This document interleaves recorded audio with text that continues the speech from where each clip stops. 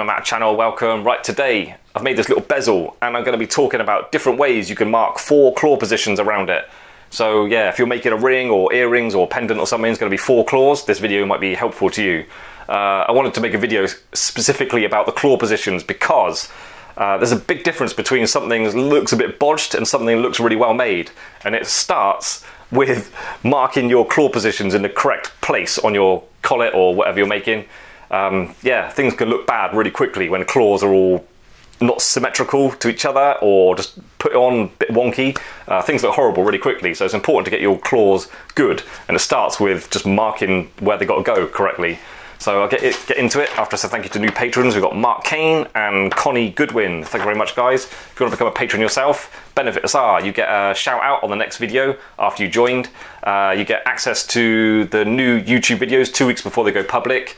Classic and official patrons will get access to all the full instructional guides, and official patrons, which is the top tier, they get exclusive content and ability to ask me for my help with their own jewellery making questions. And if you pay for 1 year in one go rather than the monthly subscription, you get save 10% on the total amount over the year, so that's a good deal, and a lot of people are doing that lately. Yeah, right, so let's get into it. Okay, first way I'm thinking of. I'm not saying how many I'm going to show you because this is just what's coming to mind as I sit here today. So I haven't got a list I'm following or nothing. So could be 3, could be 7. I don't know, see what happens. But anyway, the first way that comes to mind now is likely the most difficult, most time consuming, most likely to be wrong, but also I think most worthwhile learning because it's a really good test of your judgment and accuracy.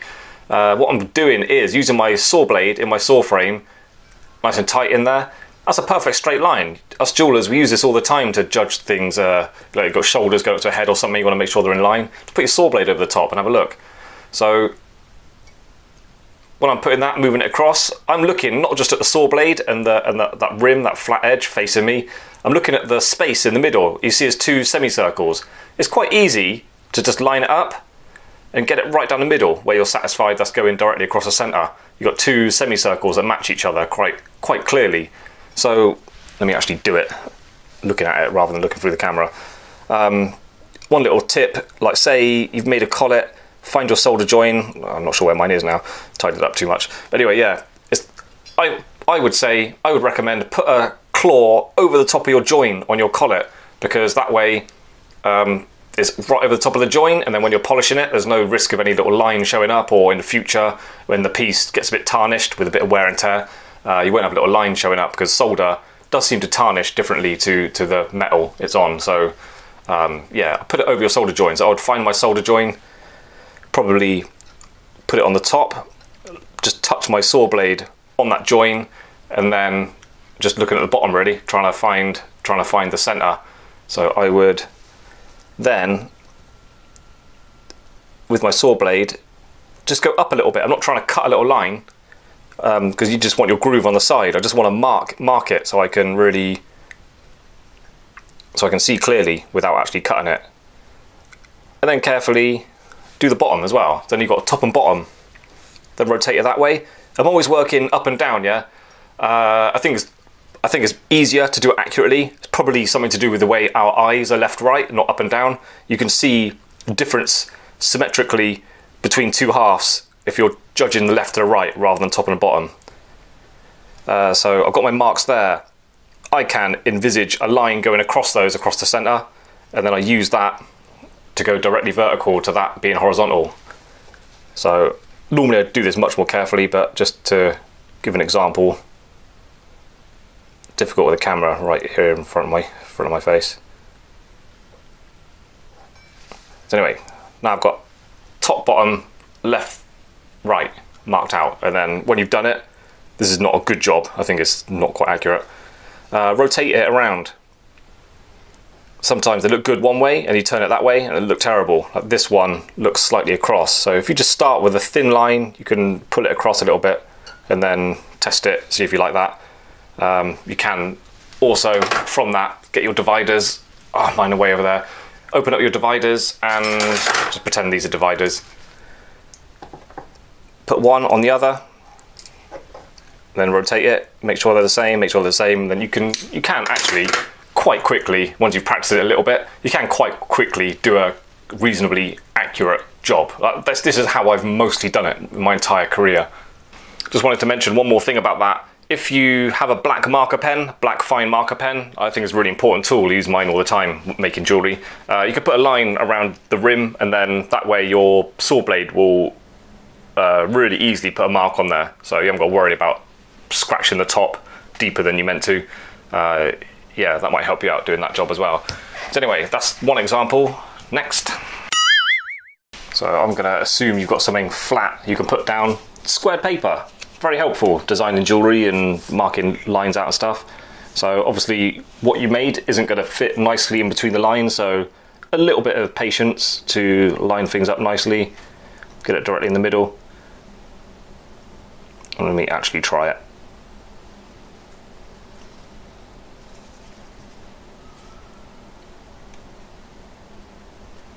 Very quick if you can do this, obviously without moving it. Yes, my hand's in the way. There you go. It's 4 little points on there. Now that's quite accurate, that looks quite good. This video is only about marking the claw positions. I'm not going a step further than that where you've actually got to transfer that into like a little cut or a little groove where a claw's got to go in. That's a load more information, which I've done previously on my channel in full instructional guides and stuff. Maybe I'll do a video specifically about that in the future. But yeah, this one I'm just marking it out because that come to mind, because there's one thing having the marks in a perfect place, but then transferring that with a nice little saw cut, and your saw cut directly where the mark is. That's quite careful, skillful work itself. So anyway, yeah, we're just marking the claw positions in this video. So next one, using computer printouts. Done this loads of times in the past. I haven't done it for 4 because I usually rely on other ways. 4's too easy to bother doing it with, but if you're doing like 5, 6, 7, something a bit awkward, yeah, computer printouts. Just my advice is Google circle divided by however many lines you want, and then go to images and then choose one that's got really thin lines, and then that way when you print it out it's a bit more friendly for actually getting the precise mark. And then what I did to make it even easier again to line it up, because you know where the lines are a bit thick, it's a bit difficult to know exactly where it's got to be. It's got to be really dead central. So what I do is take a compass and a pencil, just draw smaller circles, and then that way you just line it up nicely inside the circle that you can see around it. So that way you know it's nice and central. And then again with my marker pen, just dot dot dot where your claws need to be. So there's another way. Okay, next one. This is so cheeky, it's one of my favourites. You know these square collet punches, yeah? Very useful. Not this part, we don't need this today, but the punch is really good. This is really a cheeky way to mark your 4 claw positions. It does put a bit of a mark in your metalwork, your piece you made, but never caused me a problem doing it this way. I actually learnt it, figured it out from seeing someone's Instagram page. I showed a picture of their jewellery they're making, and behind all the claws is like a little V nick, and I was like, I know what they've done, they've stamped it with this. I thought that was a good idea, I never thought of doing that before. So again, you want to put a claw where your solder joint is, so make sure you know where that is. Even find it, a bit difficult to see when you worked on them, but yeah, find it, put a little black dot on it or something. It's going to help you out do this. Doing it this way, important things are, that's got to sit perfectly horizontal. You want a corner to go on your claw, so say that's where my solder joint is. This punch has to be perfectly vertical, your collet has to be perfectly horizontal, nicely seated in there, and then just give it a tap.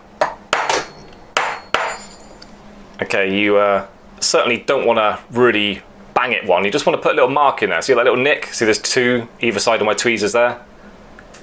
Just that. And then on the top, look, just little lines. Like I've barely touched it, but those are really accurate. As long as that was perfectly horizontal and your stamp was nice and vertical, they should be really, really accurate. So that's a really good way. I like that. I like this trick. What I did, I tapped it a few times, yeah, you probably noticed on the video. I try and tap it straight down once, and then if I feel like it needs to go a bit more, I just gently tilt it towards the corners when I'm tapping it. That's what I was doing, it's really minor marks, just to make sure I get that mark in there, so I don't really want to have to try and put it back in there and line it up with what's already there. It's a bit of a mess, you just want to do it successfully in one go. So yeah, I give it a few gentle taps, but yeah, I like this trick. I think that's a really good way to get perfectly accurate marks. Next, using a stencil. This one is just from a stationery shop. I bought this one from like a pound shop. It's been really useful. Got all different shapes on there, and they're all marked 4 positions. Yeah, useful. If you're lucky, I mean, this one's good because there's loads of circles, so they're all very similar. So you can usually find one that's just right, like that. A bit of a rattle in there, but that's really good. So obviously, hold down that place. If it has got a bit of movement, try and position it and hold it where it's central. And then just put your dots on. If you get one specific for jewellers, like this one, you can see it's got claws marked out. It would be nice if that worked very well. I've never had much success with it, putting that over the top and then trying to sort of mark where the claws go. The only time I've used that is once the claws are on, I put the claws through those holes and then see how they are lining up with each other. That's the only time I use this one, but yeah, this is specific for jewellers, so it's got ovals on there with the 4 corners. That's come in handy. But yeah, really, I've only ever really used this and liked it after I've done the job and I'm using it to check my work. Because it's got squares on there as well. I suppose you could put a square over the top of a circle. Never really done that before. But yeah, look, there's another way you could do that. Put a square over there. Leaves these nice little triangles, shapes. You could use that to mark them out equidistantly. And last but not least, ER collets. People who've seen my videos recently will recognise these. I'm really happy I bought these. They're sort of experimental and they come in useful quite a few times already. I've only had them a short time. So yeah, basically, I had a choice of them. They all holes different sizes. You can just, if you're lucky, you can push that inside and then it holds it in position. And I was just using my saw blade to go in the gaps. Really quick, easy way to mark them out. But essentially this one, because it's so closed up, I'd have to hold that in position. Probably that way up, it's more sturdy.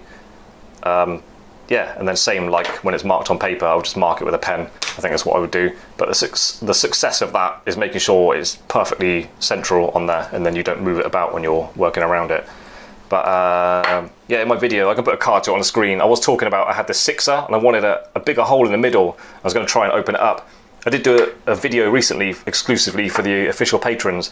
I found this tool in a hardware store. So diamond coated sort of cone shape burr thing, but big. I think that's really good. I think it's going to help me out doing collets and stuff, like just exactly something like that, just neating it up with that. So that's a handy tool. It can only go in my proper hand drill though.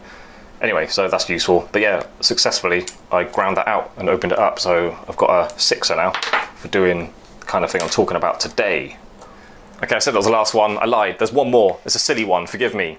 Are you wearing a watch? There's 12 positions perfectly marked on there. You could use your watch. Put that on. There's 4 there. Also, 12 is good because you can divide it by 2. You get 6. So there's 6 claws you could use your watch for as well, if you wanted. Okay, so that's it for today. Thank you very much for watching. If you wouldn't mind clicking like and subscribe, helps the channel grow. If you want to take it a step further and enable me to share more of what I've learned and continue to learn over the years being a professional jeweller, you can become a patron or a Diamond Matter member. Look for a join button on the YouTube page, or there's a link in the description that takes you to the Patreon page. Yeah, but otherwise, welcome to just join me again for free on the next upload. See you later, bye.